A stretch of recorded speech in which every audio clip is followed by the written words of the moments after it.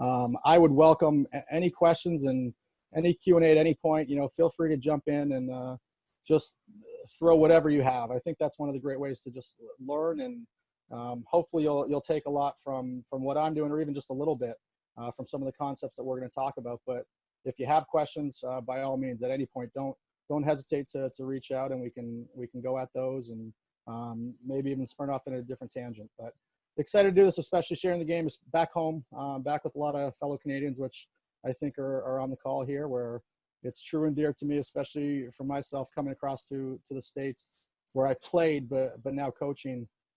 It's special to me. I guess from what I've heard, and was the first Canadian men's head coach in the NCAA on the men's side. So it's near and dear to me, just being with my roots back home and having the opportunity to do what I do here. So we're going to jump into this, and by all means, ask away any questions at any point. So, and Coach, I'll jump in with questions, or if you want to pause and ask me as well, but I'll throw them in when we got them. So sounds good.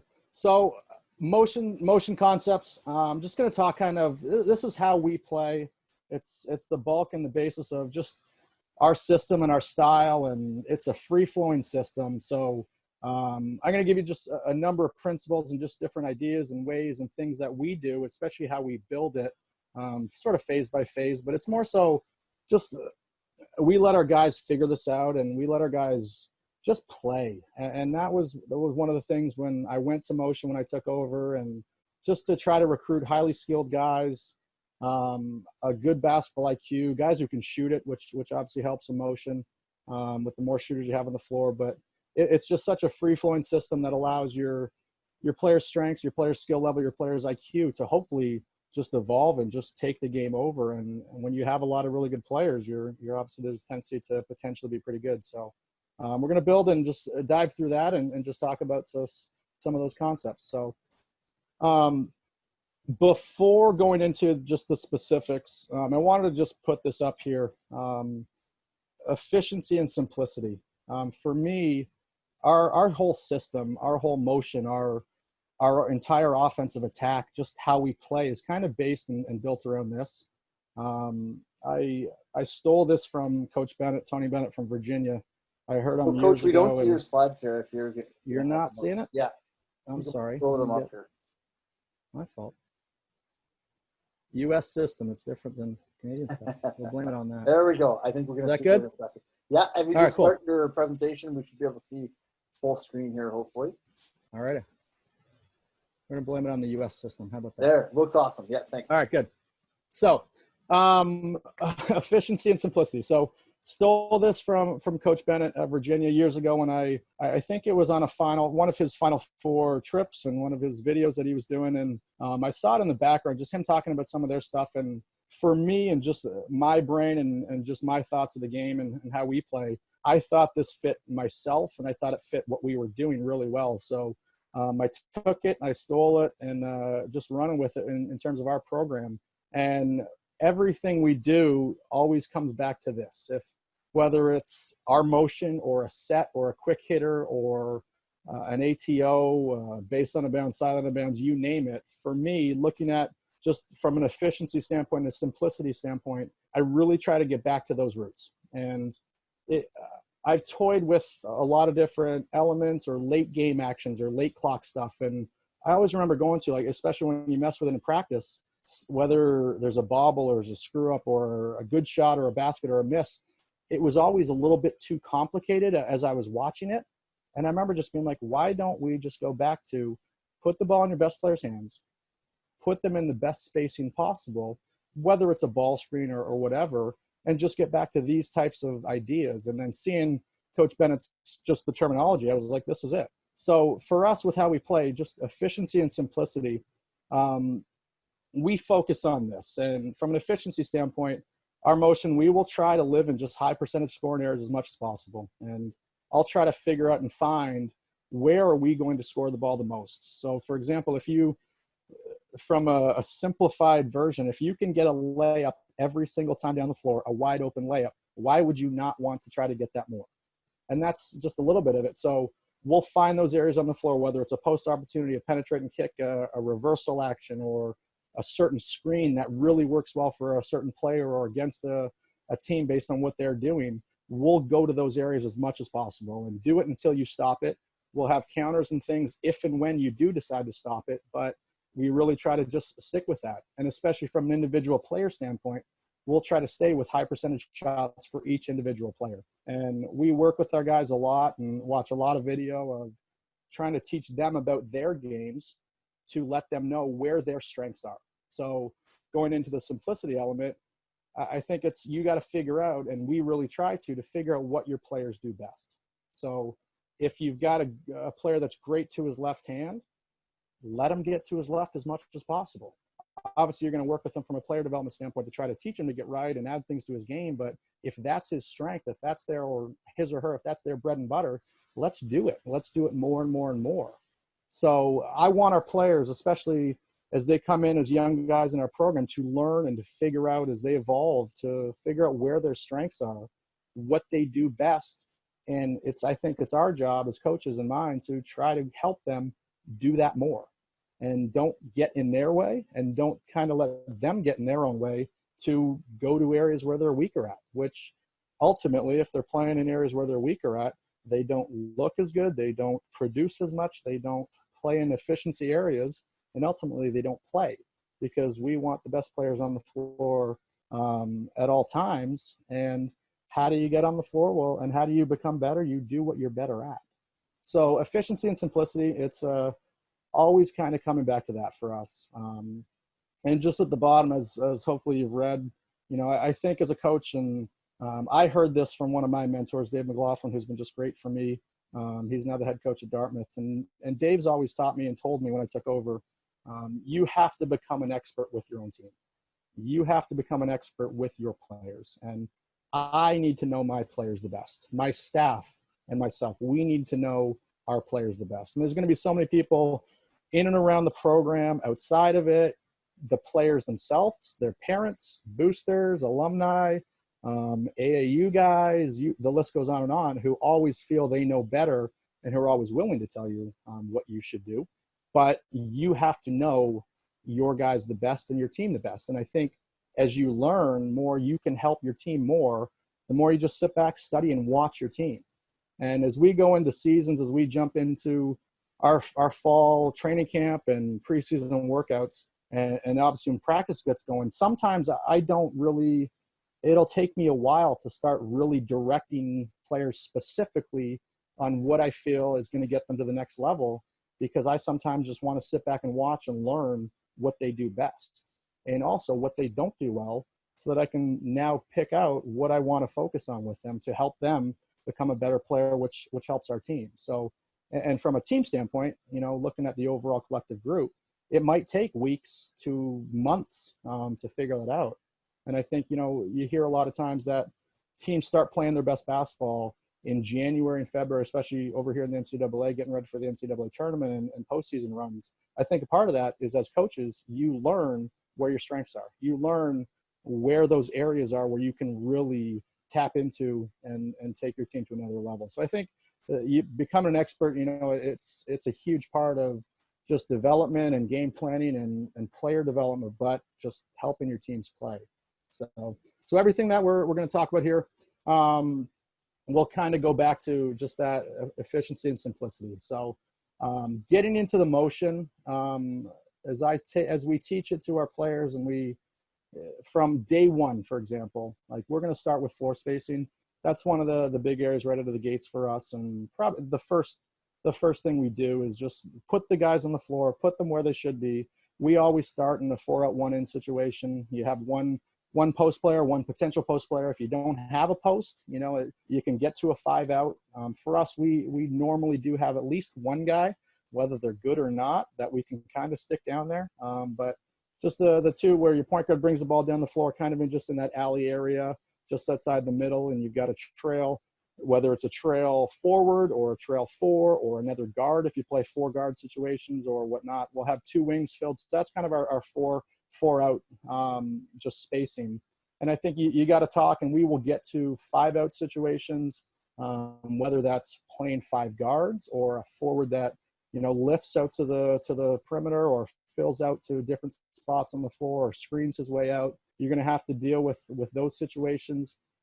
You can initiate your offense this way as well, but depending on personnel. And then 3 out, 2 in, just those are a lot of just the dynamic areas where we will talk about and the points for us in building our motion. And whether with the 3 out, 2 in, you're obviously going to deal with a little bit more post situations. You're probably going to go to that. Sometimes if you have 2 forwards or 2 post players, you've got 2 forward situations there, potentially in 4 out, 1 in, potentially in 5 out. Those elements could obviously apply to any of it. So in building it and putting it together, you've got to be ready to talk about just different spacing and get your players to understand a spacing component depending on what's happening on the floor and where people are.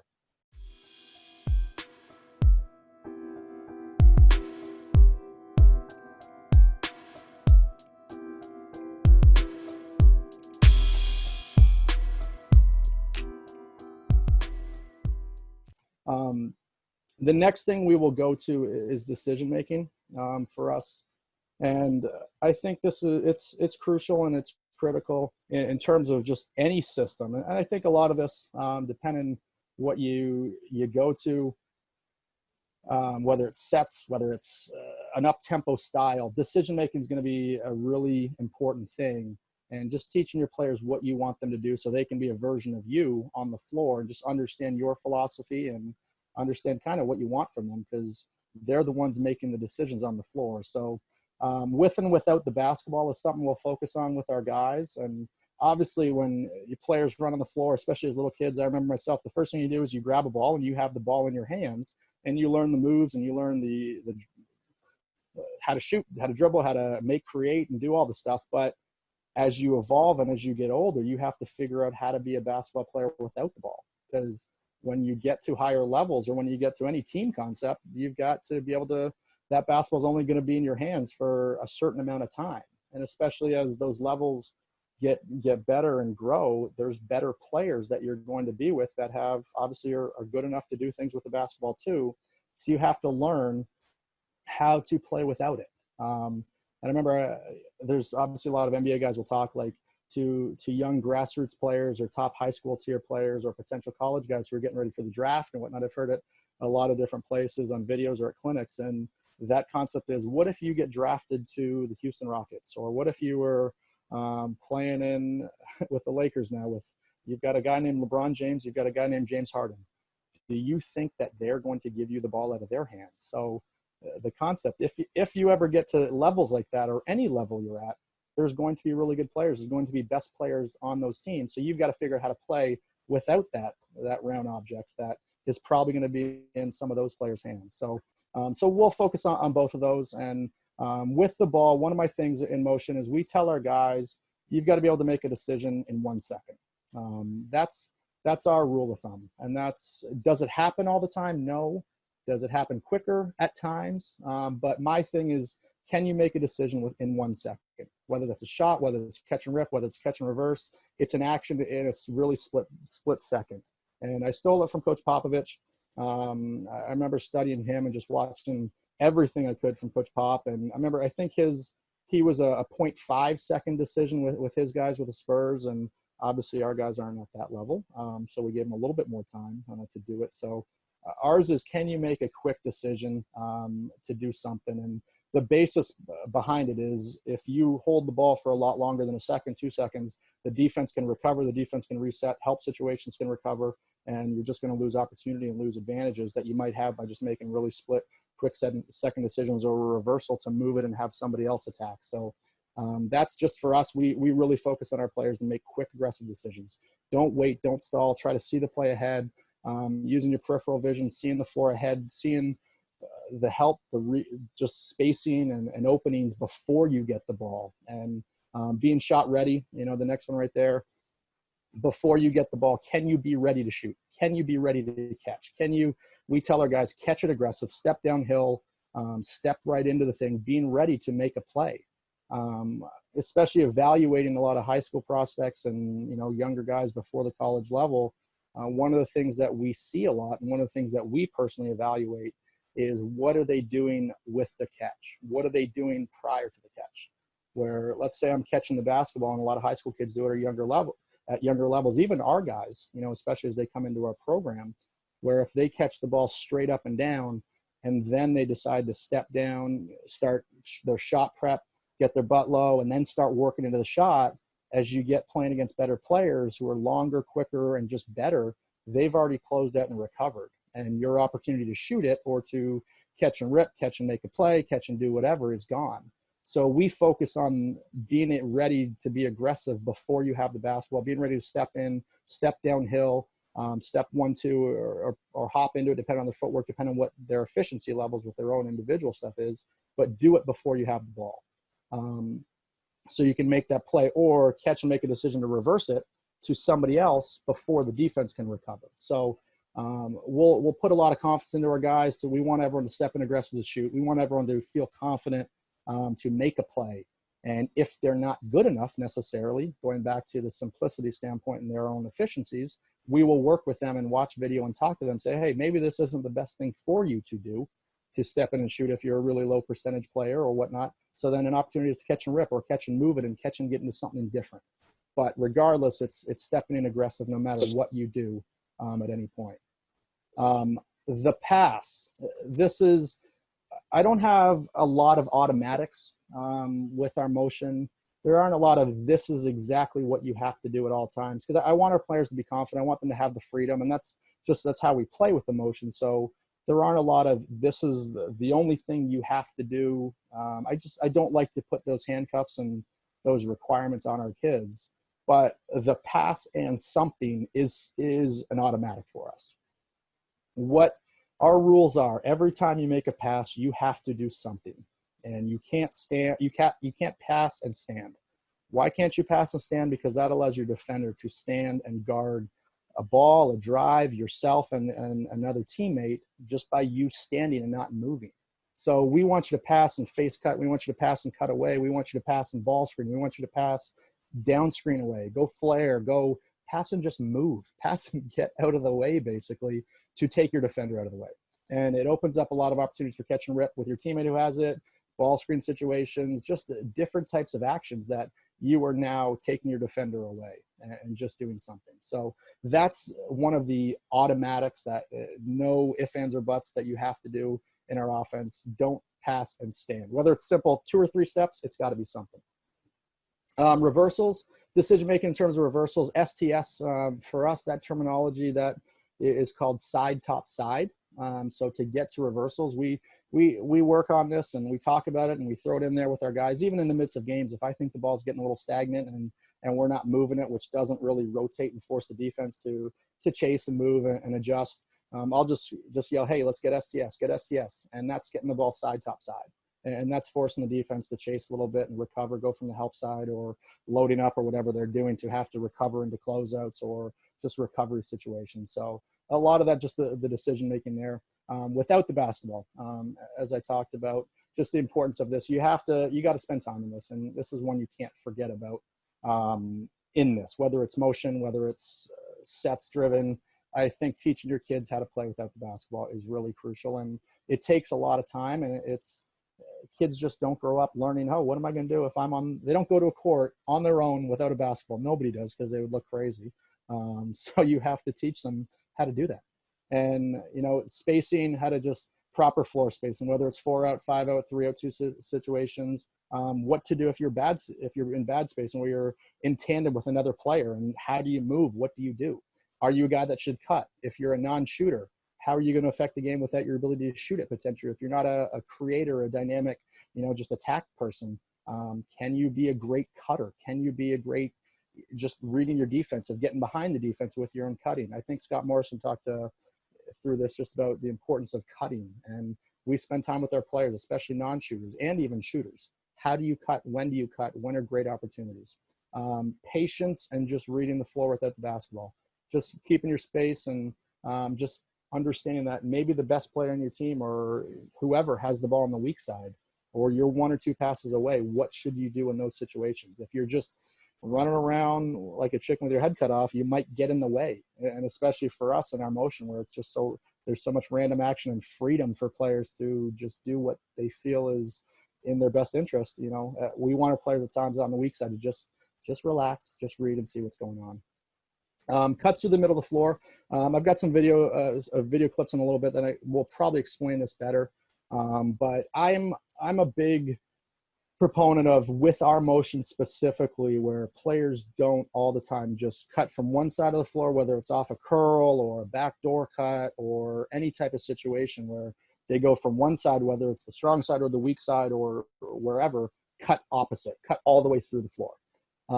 For us, I don't like that to be a thing that guys do a lot. Can they do it? Yes. Are they allowed to? Yes. Does it happen? Yes.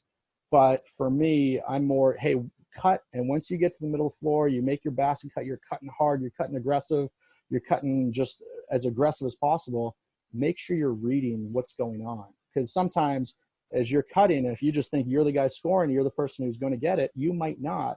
And you don't realize the ball's on the other side and someone's driving to the basket, or there's a ball screen action happening. And if you're just cutting aimlessly right through without reading the game, you might be cutting into somebody's play or situation. So as our players cut, we try to get them, make sure as you're cutting through, stop halfway through or slow yourself down and start to visualize, start to see what's going on. And that might mean you're cutting, curling, coming back to where you came from, or relocating to a different spot on the floor on the same side. So it's kind of up to them, but just having to teach them that decision-making, that don't just go and always go, because you can get in the way and make it worse than how great of a cut it was. So those are two. Shot selection.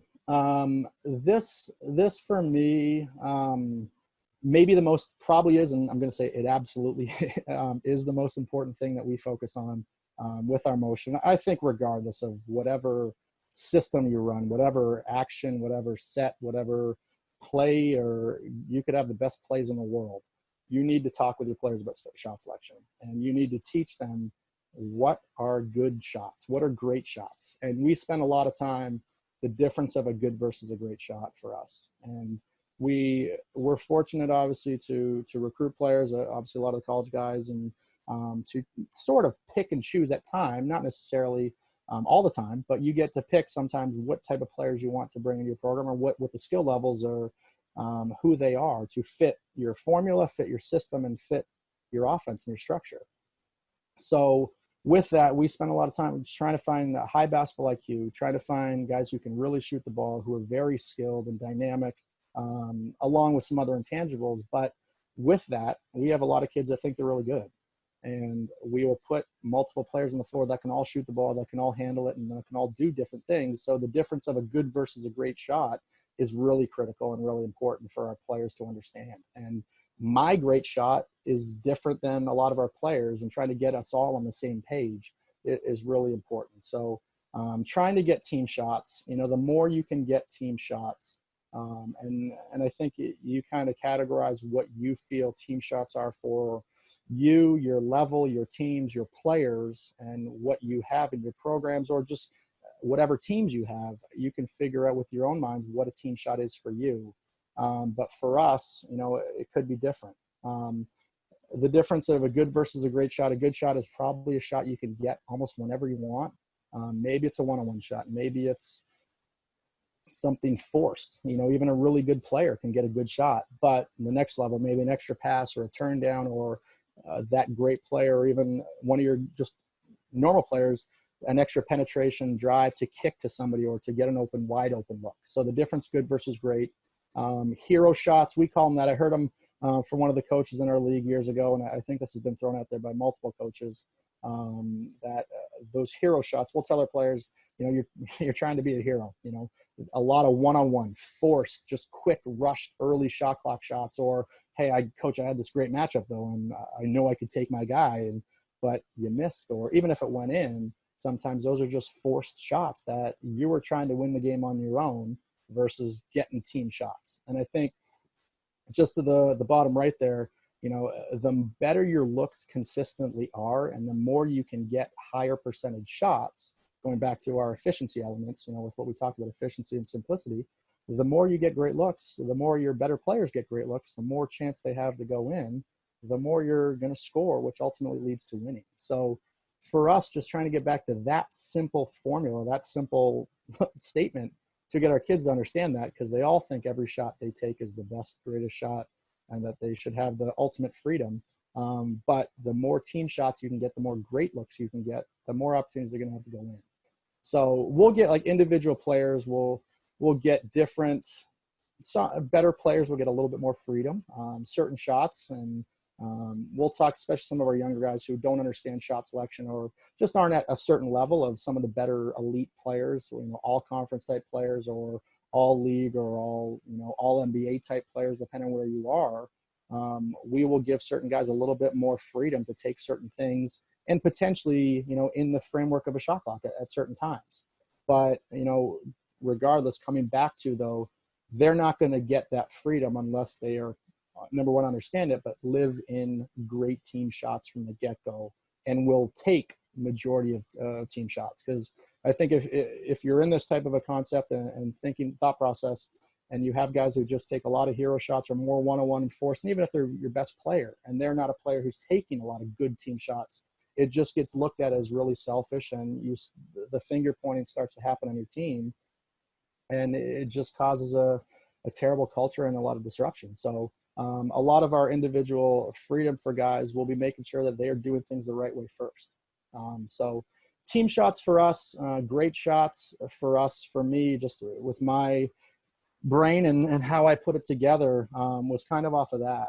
We do a lot through paint touches. The last bullet there on the left side, paint, non-paint reversals, one-on-one handoff, dribble handoff, DHOs, inside out. We chart those shots, and we chart them in practice. We'll watch video, we'll film practice, and at the end of practice, we'll take the video and break down shots for individuals and for our team. And we can teach our players from a player development standpoint of just, hey, these are the type of shots you're taking, and to the team, these are the type of shots that we are taking. So you get a box score at the end of the game, and you get field goal percentage, you get your shots, whether it's 50, 60, 70 shots, however many end up taking. We will take the film and break it down a step further with what we do with my staff. I've got just phenomenal coaches that I work with, and just they believe and trust it. And so the three of us will do this at the end of games, and we'll give an individual player, you may have taken 8 shots or 10 shots, whatever the case may be, but we will break it down to, was it a paint touch? Was it non-paint? Was it a reversal? Was it one-on-one, handoff, dribble handoff, inside out? So we'll go into a lot of that, and to just help them understand what type of shots they're taking and what type of shots are great for the team and what type of shots I ultimately want our team to take. So paint touches, for the most part, for me, just building our paint touch shots, that's in a separate little category, but it is all built in together. I personally feel every time the ball gets to the paint, what does the defense ultimately do, or what do defenders do? Schemes, they collapse on the ball. They collapse on the paint. They collapse to a drive. They collapse, or they heads turn. So if we can get the ball in the paint, that's going to give us a lot of great team looks, or an opportunity to get a kick out or a dump down or an extra pass opportunity from the first initial pass. That will then get us a hopeful great look, where if you can put the defense in rotations, having them help, having them chase, that gets us a lot of great looks. So we take field goal percentage, and we look whether we're 40%, 45%. We will then go, what are our paint touch shots? What's our percentages off of paint touches versus non-paint touch shots for the game? We film it, we break it down, give it to our guys, and the crazy thing, in the 7 years that I've been coaching and as a head coach here, and have done this, the numbers, it's insane. The numbers have never lied, where we get more inside out team shots, and our percentages are, I'd say, low end in the high 50s. We've had, up as high as in the mid 80s for games, where you may have a percentage of 41 or 38 for the game, but your paint touch shot selection is 60s. So we'll teach our guys, hey, if we can get the ball in the paint, collapse the defense, kick out, we're going to get more open looks, or an open look or a turn down to a wide open one, a good versus great, the more we can get the ball into the paint or into the post. And playing through the post, allows you to get some paint touches that way. So those are like just some team ways to teach shot selection.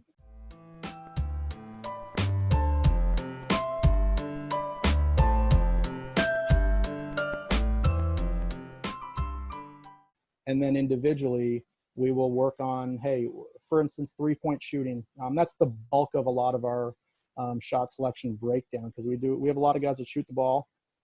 We have a lot of really good shooters, and we want to be a high efficiency 3-point shooting team. We don't rely on the three, but we do give our guys a lot of confidence to shoot it. This past year, we're actually I think we were 5 in the nation at 42% from three.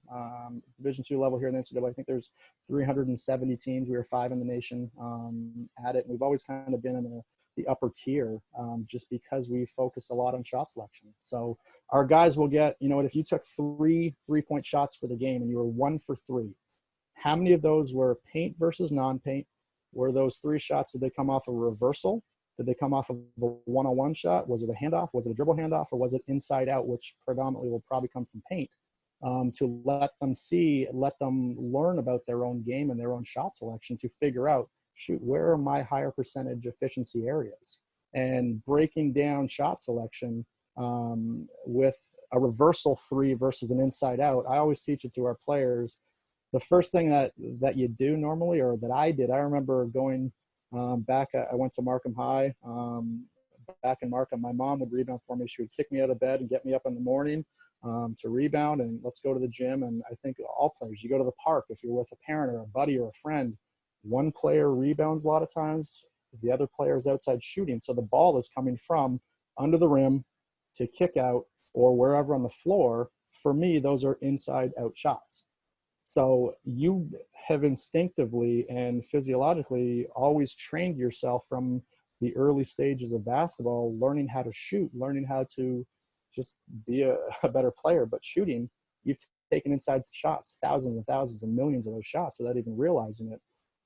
The difference of that versus a reversal shot for me with our players, a reversal shot, if it's coming from the left side, or I don't know, your left or your right, but if it's coming from here, I'm turning my body. I got to reposition. My shoulders have to square. My body might, depending if I'm coming off of angles or curls or whatnot, but my body position is not square yet. And I have to learn and train, and you got to work with your players on how to get better at that, which a lot of them can, but it's a lot easier to get our guys, hey, just step into it. You've done this thousands of times growing up, so let's do more of that. Let's let you shoot 10 of those a game versus your percentages off reversal may be lower. So live in these better inside out areas. So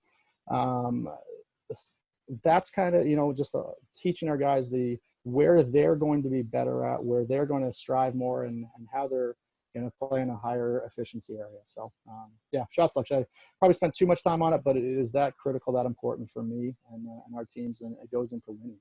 So screening. Another area, I think you got to break down your screen use, your setting of the screen, your screening identity. And players, obviously, everyone wants to come off a screen, but just like playing without the basketball versus with it, the difference of using it versus not using it, and be able to set it, especially if you're not a great shooter or you're not a great facilitator or whatnot. This is a great way to make yourself just so crucial and important to your team. Learning to cut, learning to screen, developing a screening identity that makes your teammates better, potentially making yourself someone that coaches can't take off the floor. So with our screen use, I like to use the if-then situations. If we will try to curl every screen if possible. That's how we break it down to our players. I want all of our players, we take our time to set up the screen, we read, we look, we see what's going on. And so take our time to set it up, then explode and be quick to use it. That's kind of our terminology. Take your time to set it up and be quick to use it. And then you're reading, already in your brain, especially in motion, there's so much going on, and you don't know where everyone will be, and you don't know where help is going to be because of all the freedom. So I simplify it to say, curl. You have to curl. And they're like, well, coach, what happens if this? I'm like, exactly. If they then jump it, they shoot it, then you pop. But going into every screen, I'm going to curl, I'm going to curl, I'm going to curl, as your defender hopefully trails you. If he jumps it, you're just looking, then you pop back and we can play and react differently. Well, coach, what if they switch? Well, if they switch, then we slip.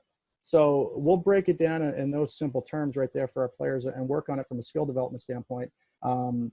Watching film, we'll try to curl all screens, and we work with our screeners, our guys, on how to screen. We try to hit the bottom half of the body, the bottom hit their bottom foot, their bottom inside leg closest to the baseline of the basket, to force that defender on that player using it to have to come up over the top, which helps us as we try to curl.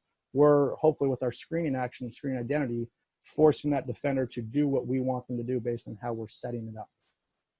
And then if that defender does something, we then adjust and we have our pop and different type of things. So by the way, I know any questions, or I hope I'm not talking too much too quick or anything. So I'll jump in. There's a couple here, but you've sure some of these subjects, but I guess one is just looking for some tips on how to teach decision making. So you talked about it, but what are some things that you do to get decision making taught to your players?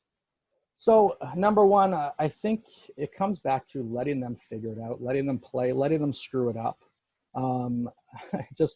We play a lot in practice. We spend a lot of time playing 5-on-5. If we do a breakdown, we go 1-on-0 or skill, and we'll try to jump into competitive stuff a little bit quicker.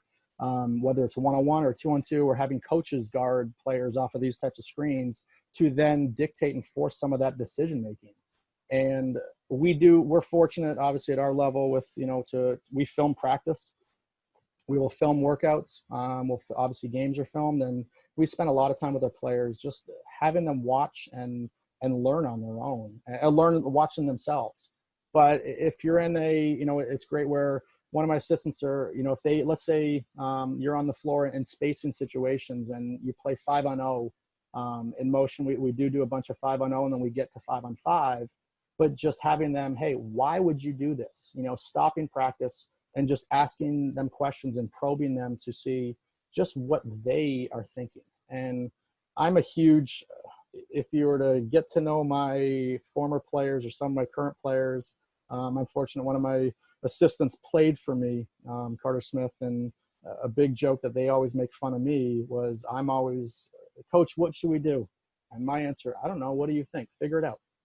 Just putting it back on them to figure it out. It's because they're the ones on the floor to screw it up, to make the decisions, to hopefully learn from all of those 5-on-5 situations or all of those competitive situations in practice. So when it comes, those lights are on, the game's going, they've learned from some of it. So I think it's from a breakdown standpoint in practice. If a player is on the floor, we'll get hands-on and work from a player development standpoint to, hey, go this way, hey, do that, hey, why are you doing this? But just asking them questions. As much as we've got all this knowledge in our own brains, or whether it's right or wrong, but us just spilling it out consistently to them, especially in this day and age of kids and learning and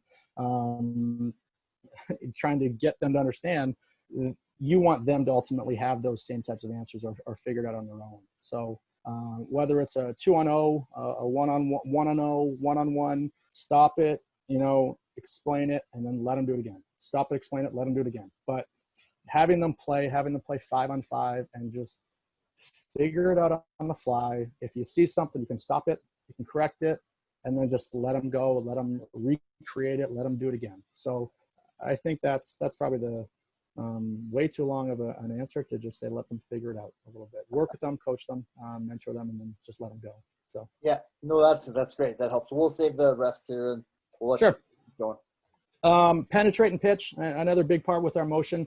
Read and react, gap and fill. We've got rules that based on if the ball's coming at you, and this is a lot that Villanova does with the penetrate and pitch stuff. Coach Wright is huge on getting to 2 feet in the paint. I've put more emphasis on this in the past couple of years. I'm probably a really bad coach because Jay has won national championships and won a heck of a lot more games than I have, and this is an automatic for him. And I've never really made it an automatic, which makes me probably not that great of a coach. But we've tried to get to a lot of these things and get our guys to get to 2 feet, to just be under control, be on balance, and see what's happening on the floor as you're getting into the paint, into our paint touch areas. But read and react. Our rules from penetrate and pitch are if the ball's coming at you, if you got 2 players on the floor, for example, right here, ball's right here, and this player here. Can you see the screen? Making sure that. Yeah, we can see that. Cool. So if this ball's coming at you right here, his job is to gap. We're an automatic, try to gap. So as your defender's helping, you're creating your separation, creating space between the ball and your man. So again, this guy's driving down the lane, he's gapping, and we call it a gap. Behind the play, as the ball's going away, he's gapping, we call this a fill. So if he gets into 2 feet, he's taking away, help, whatever. You've got dump down, you got rim, you've got gap, or you've got a kickback opportunity to a fill. So gapping and filling, we work a lot. And going back to the decision-making component, we spend a lot of time just penetrating pitch shooting. We will add defenders. We will add coaches as defenders. We will add players 2-on-2, 3-on-3, 1, just stuff like that to let them figure out that decision-making with gap and fill. Baseline drive, anytime the ball goes baseline, we will have a weak side corner drift, baseline drive, baseline drift on the weak side just as options. And then I think the other thing with penetrating pitch, making sure you have cutters. Guys, whether it's non-shooters, we talked about that just as a cutting identity, but even shooters, where a scouting report may say, hey, this guy, stay home with him on the perimeter. Make sure you don't allow him to get an open look. So I think it's great when really good shooters understand the importance of cutting, because the defender's expecting a perimeter situation, and then they're behind your head at the rim. So that's one. Other areas, I'm going to just quickly go through this because I want to get to a little bit of video here and then make sure time for questions. But those are kind of the basis of our focus is building our motion in early weeks and early days. And again, our decision-making with motion is let them screw it up. They're going to screw it up. Let them figure it out in live situations through video and on the fly.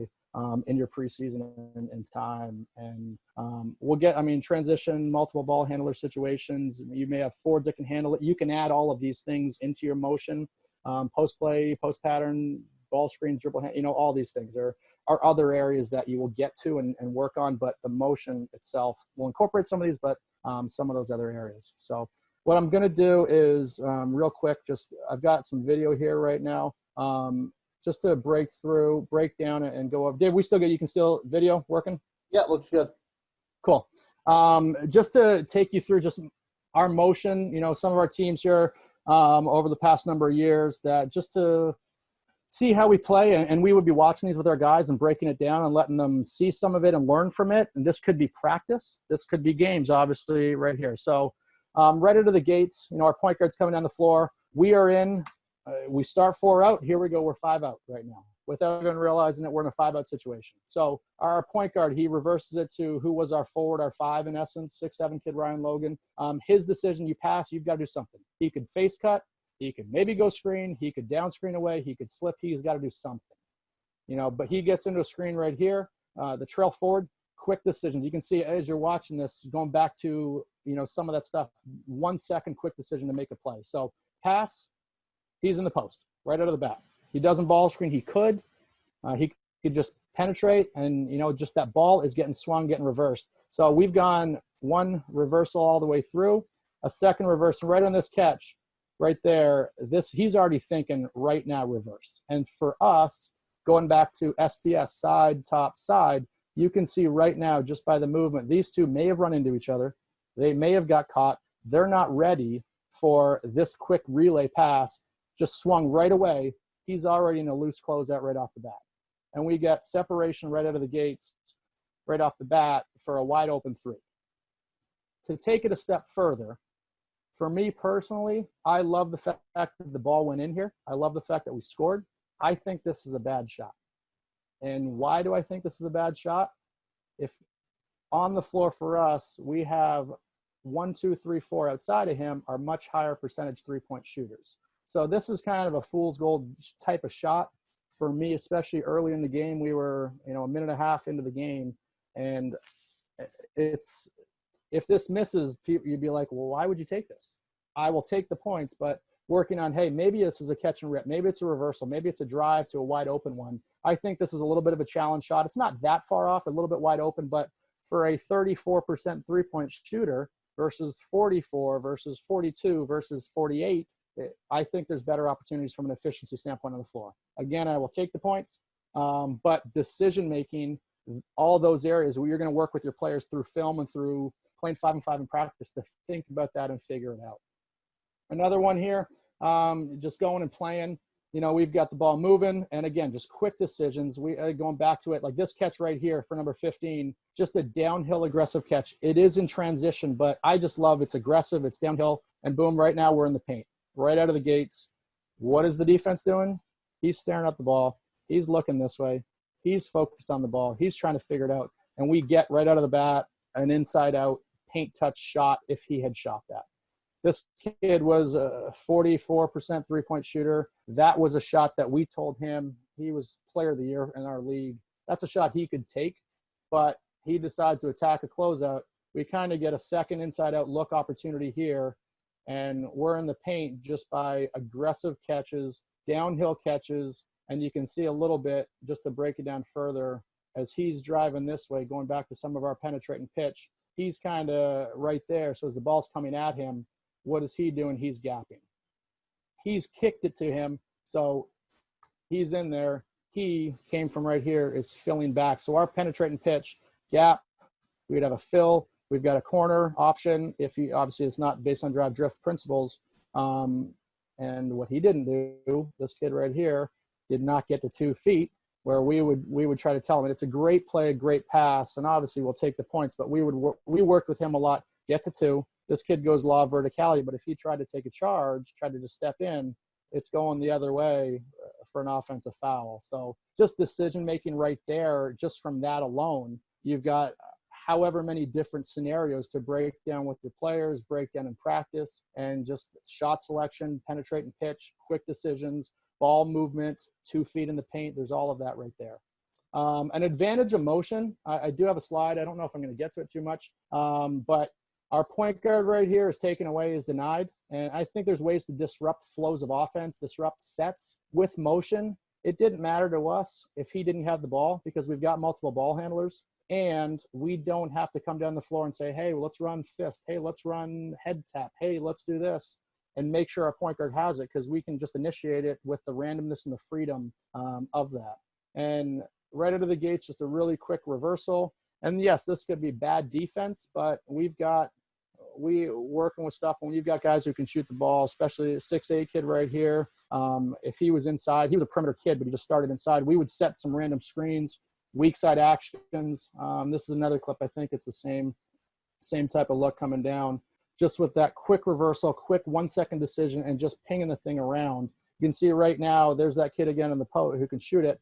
This is a really, really good shooter, but the play is made right here. If you watch, and a great screen here, the reversal, he's not even thinking. We've already got that weak side pin over here.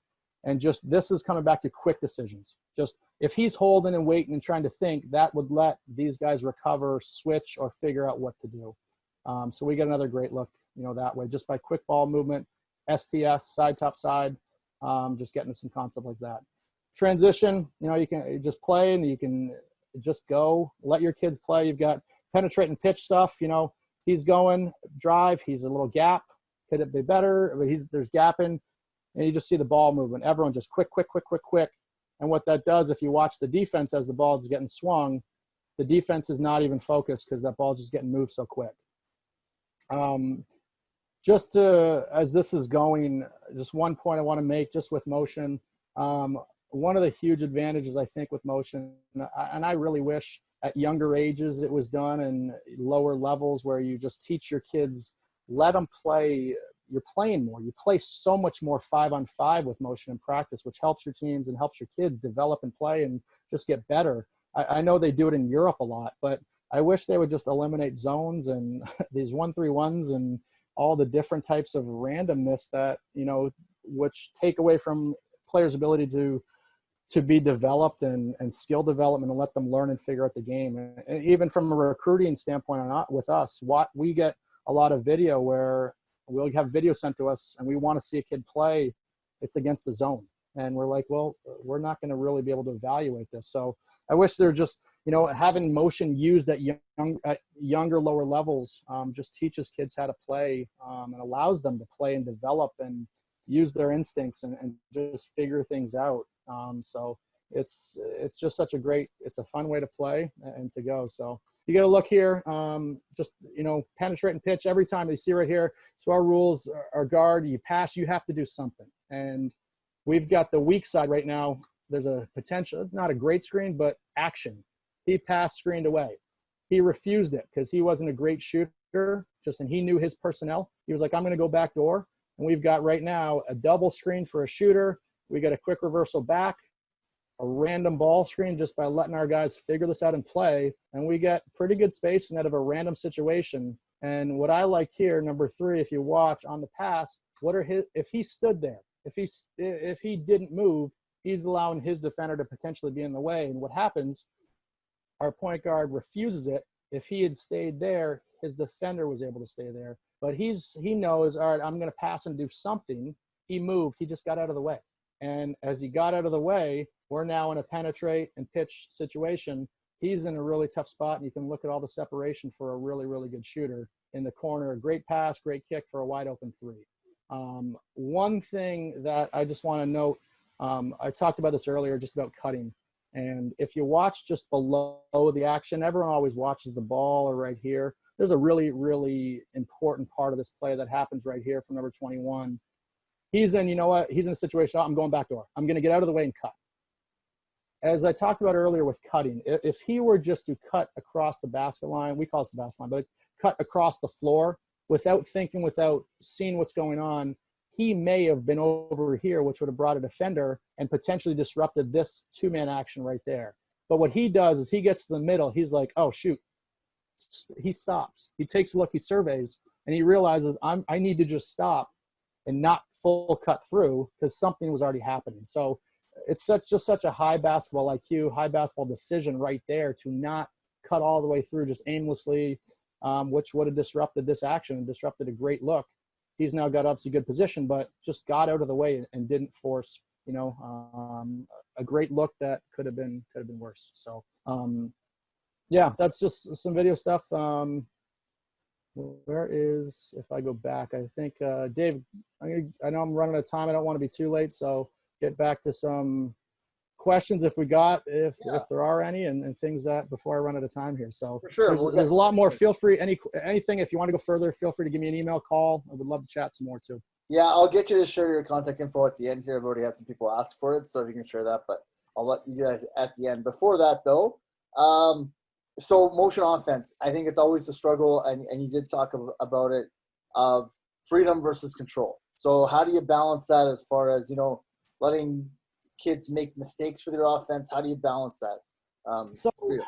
They're going to make mistakes. It's hard playing motion, especially early stages of the season, to have patience as a coach, to be able to sit back and just not change, tell, and just let them figure it out. And that's, I've had to learn patience, especially and still trying to grow and develop and be able to just pause myself versus jumping in.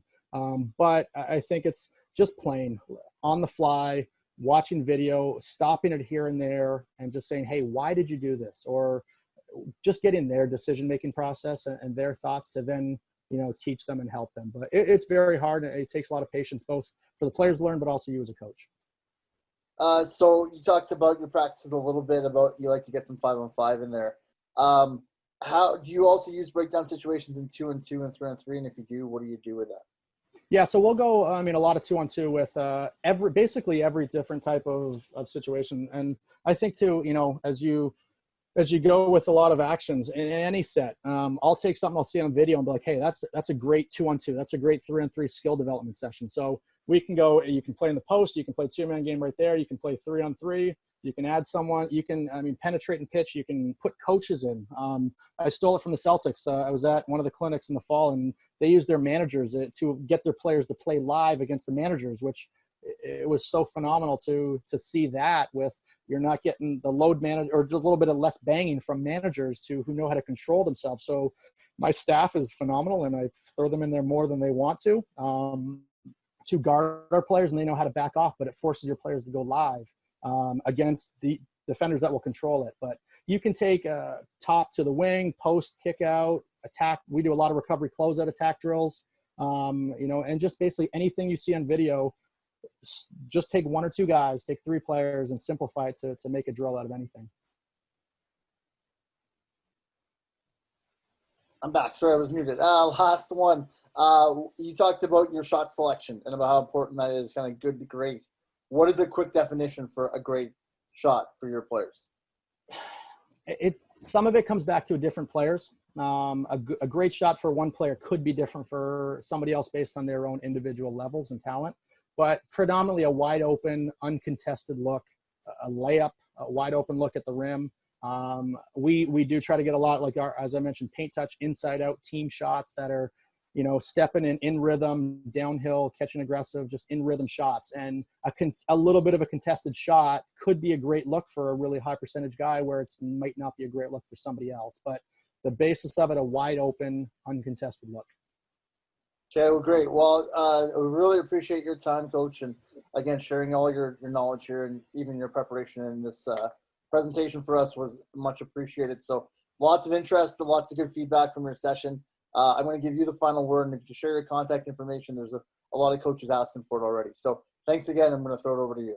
Yeah, I know. This is great. It was a lot of fun and just a chance to talk some hoops and talk some basketball.